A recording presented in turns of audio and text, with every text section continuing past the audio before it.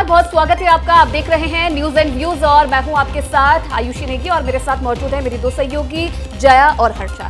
News and views की शुरुआत करते हैं। लोकसभा चुनाव से पहले राहुल गांधी इन दिनों बीजेपी के खिलाफ खूब माहौल बना रहे हैं। लद्दाख में युवाओं से संवाद करते हुए राहुल ने भविष्यवाणी की है कि आने वाले लोकसभा चुनाव में बीजेपी हार जाएगी।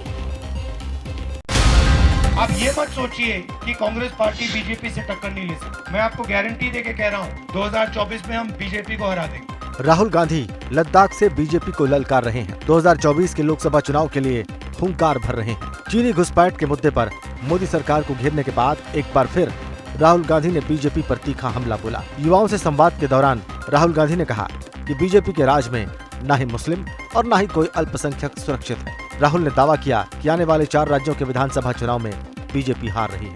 चारों के चारों चुनाव कांग्रेस पार्टी जीतने वाली है। बीजेपी ने हिंदुस्तान के सब इंस्टीट्यूशंस को कंट्रोल कर रखा है, चाहे वो मीडिया हो। अगर लेवल प्लेइंग फील्ड होती तो पिछला चुनाव भी नहीं जीती। राहुल गांधी यही नहीं रुके। उन्होंने कहा कि बीजेपी देश में नफरत का माहौल पैदा कर रही है, लोगों को आपस में लड़ा रही है। राहुल ने आरोप लगाया कि बीजेपी मीडिया को कंट्रोल कर रही है। अगर बराबरी का मौका होता तो बीजेपी पिछला चुनाव भी नहीं जीत पाती। बहरहाल राहुल लगातार बीजेपी पर तीखे और तेज हमले कर रहे हैं। अब देखना होगा कि राहुल के आरोपों पर बीजेपी कैसे पलटवार करती है। तो एक तरफ राहुल गांधी लगातार बीजेपी के खिलाफ माहौल बना रहे हैं, तो वहीं दूसरी ओर उनकी ही पार्टी के नेता अजीबोगरीब बयान देकर जमे जमाए माहौल को हल्का करने में लगे हुए हैं। बात हो रही है कांग्रेस नेता मणिशंकर अय्यर की, जिस पर बीजेपी के साथ साथ अब गठबंधन सहयोगियों ने भी हमला बोलना शुरू कर दिया है।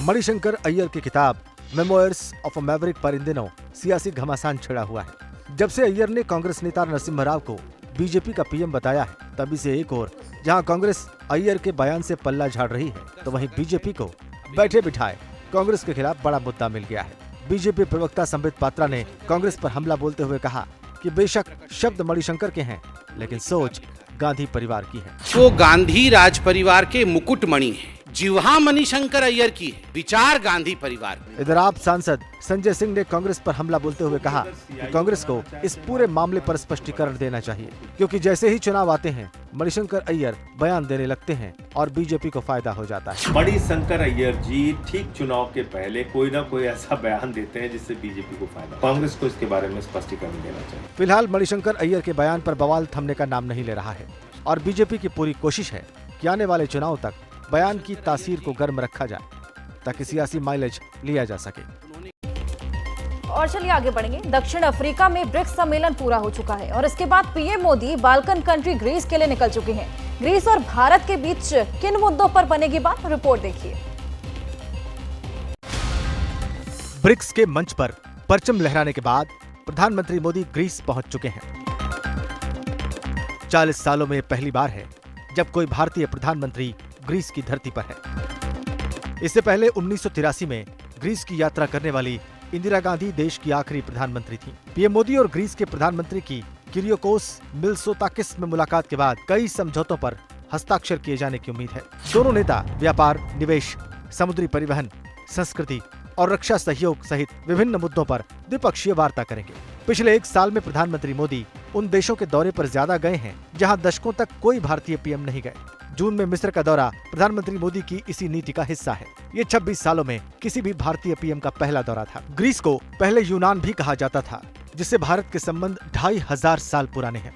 मौर्य राजाओं और यूनान के बीच व्यापार का प्रमाण सिक्कों और लेखों में भी मिलता है। इन्हीं ऐतिहासिक संबंधों को प्रधानमंत्री मोदी नए आयाम देने के लिए आज ग्रीस दौरे पर हैं। अब बात छत्तीसगढ़ की, जहां इस साल विधानसभा चुनाव होने हैं, लेकिन उससे पहले ही जांच एजेंसियों की कार्रवाई से सियासत गर्मा गई है। तस्वीरें रायपुर की हैं, जहां एक सरकारी निवास के बाहर विनोद वर्मा नाम की नेम प्लेट लगी है और इन्हीं विनोद वर्मा के नाम पर फिलहाल छत्तीसगढ़ की राजनीति उबाल मार रही है। दरअसल बुधवार को रायपुर में ईडी ने मुख्यमंत्री के ओएसडी और कारोबारियों के यहां पर छापे मारे। ये छापेमारी ऑनलाइन सट्टेबाजी और मनी लॉन्ड्रिंग के आरोप में हो रही है। जिस वक्त सीएम बघेल के सलाहकार के घर छापेमारी चल रही थी, उसी वक्त वहां कांग्रेस कार्यकर्ता इकट्ठे हो गए और उन्होंने केंद्र सरकार और जांच एजेंसियों के खिलाफ जमकर नारेबाजी की। इसके बाद खुद सीएम बघेल प्रेस कॉन्फ्रेंस करने आए और उन्होंने ईडी की रेड के जरिए बीजेपी को घेरा और सीधे तौर पर चुनाव में बाधा डालने का आरोप लगा डाला। कि जितना ये रेट डालेंगे उसकी सीट और घटेगी। वैसे 15 सीट है, अभी तो वर्तमान में 13 ही सीट बची है और ऐसे करते रहेंगे तो 13 सीट भी मुश्किल होगा। हालांकि बीजेपी दावा कर रही है कि ईडी को छापेमारी से ठोस सबूत मिले हैं। किसके साथ संबंध है और मोटी रकम कहां से ली जा रही है, ये तो ईडी ने प्रमाणित कर दिया। इसके बाद कौन बीजेपी को एक पैसे दिया। छत्तीसगढ़ में इस साल के अंत में चुनाव है और इसलिए अब हर मुद्दे पर आर पार की सियासी जंग जोरों पर है। पत्रकारिता कोई इमोशन नहीं है, ना अपना कोई ज्ञान देना है और ना कोई विचार थोपना है। पत्रकारिता क्या है? पत्रकारिता का मतलब है सही जानकारी इकट्ठा करना और तथ्य बताना। पत्रकारिता आज जितने महत्वपूर्ण दौर में है, शायद पहले नहीं थी। इस दौर से निकलने के लिए सिर्फ सच दिखाने की जरूरत है, वो सच जो आपके हित को आगे रखे। इसलिए अब रात 9 बजे प्राइम टाइम नहीं होगा, ये आपका टाइम है।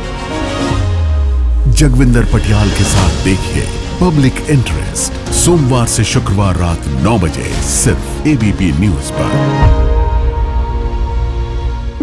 एबीपी न्यूज आपको रखे आगे।